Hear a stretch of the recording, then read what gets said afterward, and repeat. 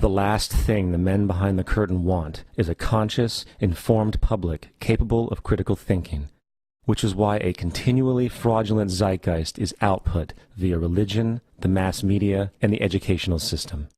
They seek to keep you in a distracted, naive bubble, and they are doing a damn good job of it. In 2005, an arrangement between Canada, Mexico, and the United States was made. This arrangement, unannounced to the public, unregulated by Congress, merges the United States, Mexico, and Canada into one entity, erasing all borders. It's called the North American Union, and you might want to ask yourself why you've never heard of this. In fact, there is only one mainstream reporter who's actually heard of and has had the courage to cover this issue. The Bush administration's open borders policy and its decision to ignore the enforcement of this country's immigration laws is part of a broader agenda. President Bush signed a formal agreement that will end the United States as we know it, and he took the step without approval from either the U.S. Congress or the people of the United States. It's a deal that few have even heard of. It's being done again by very few people at the very top on behalf of the investment class, but the working class of people, political officials across our country, from communities, from cities and so forth, they don't know anything about this. This isn't some trade agreement. It is a total removal of sovereignty from these countries, which will also result in a completely new currency called the Amero. Fall. Apart from that, I think one thing people who are dollar-based need to focus on is the Amero. That's the one thing that nobody's talking about that I think is going to have a big impact on everybody's life in Canada, the U.S., and Mexico. The Amero is the proposed new currency for the North American community, which is being developed right now between Canada, the U.S., and Mexico to make a borderless community, much like the EU, and the dollar, Canadian dollar, U.S. dollar, and the Mexican peso replaced by the Amero. By default of this agreement, the American Constitution will eventually be obsolete. You would think that a situation like this would be on the cover of every major newspaper. That is until you realize that the people who are behind this movement are the same people behind the mainstream media, and you are not told what you're not supposed to know. The North American Union is the same concept as the European Union, the African Union, and the soon-to-be Asian Union, and the same people are behind all of them. And, when the time is right, the North American Union, the European Union, the African Union, and the Asian Union will be merged together, forming the final stages of a plan these men have been working on for over 60 years. A one-world government.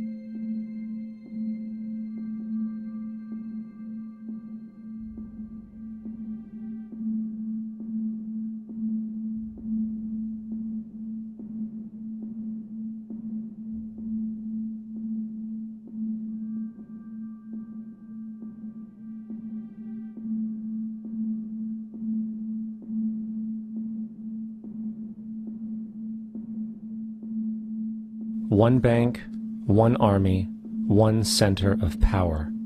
And if we have learned anything from history, it is that power corrupts, and absolute power corrupts absolutely.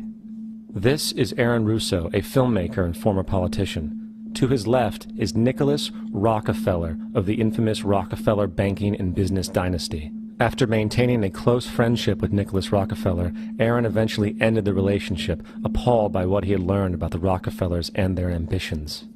I got a call one day from an attorney woman I knew, and she said, "Would you like to meet one of the Rockefellers?" I said, "Sure, I'd love to." And we became friends, and he began to divulge a lot of things to me.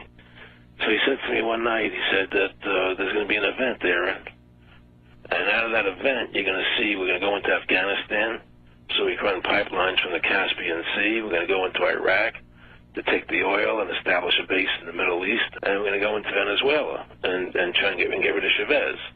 And the first two they've accomplished. Chavez they didn't accomplish. And he said you're going to see guys going into caves looking for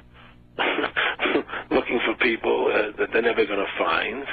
You know, he was laughing about the fact that you have this war on terror. There's no real enemy. He's talking about how by having this war on terror, you can never win it because so it's an eternal war.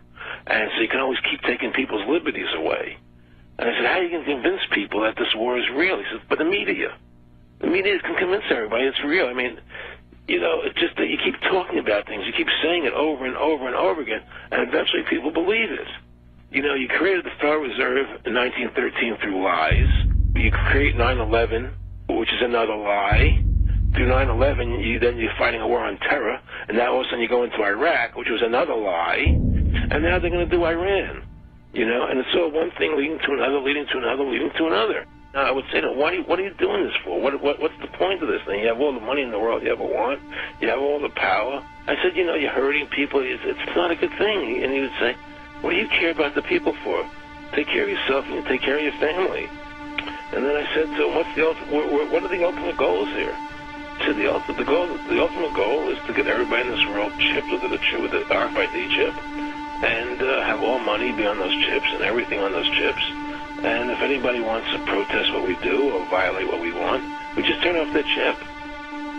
That's right, microchipped. In 2005, Congress, under the pretense of immigration control and the so-called war on terrorism, passed the REAL ID Act, under which it is projected by May 2008, you will be required to carry around a federal identification card, which includes on it a scannable barcode with your personal information. However, this barcode is only an intermediary step before the card is equipped with a VeriChip RFID tracking module, which will use radio frequencies to track your every move on the planet. If this sounds foreign to you, please note that the RFID tracking chip is already in all new American passports. And the final step is the implanted chip, which many people have already been manipulated into accepting under different pretenses. We have a Florida family who are really pioneers in a brave new world. They have volunteered to be the first ever to have microchip identification devices implanted into their body. After 9/11, I was really concerned with the security of my family. I wouldn't mind having something planted permanently in my arm that would identify me. In the end, everybody will be locked into a monitored control grid where every single action you perform is documented. And if you get out of line, they can just turn off your chip, for at that point in time, every single aspect of society will revolve around interactions with the chips. This is the picture that is painted for the future if you open your eyes to see it. A centralized one-world economy where everyone's moves and everyone's transactions are tracked and monitored, all rights removed. The most incredible aspect of all, these totalitarian elements will not be forced upon the people. The people will demand them. For the social manipulation of society through the generation of fear and division has completely detached humans from their sense of power and reality. A process which has been going on for centuries, if not millennia.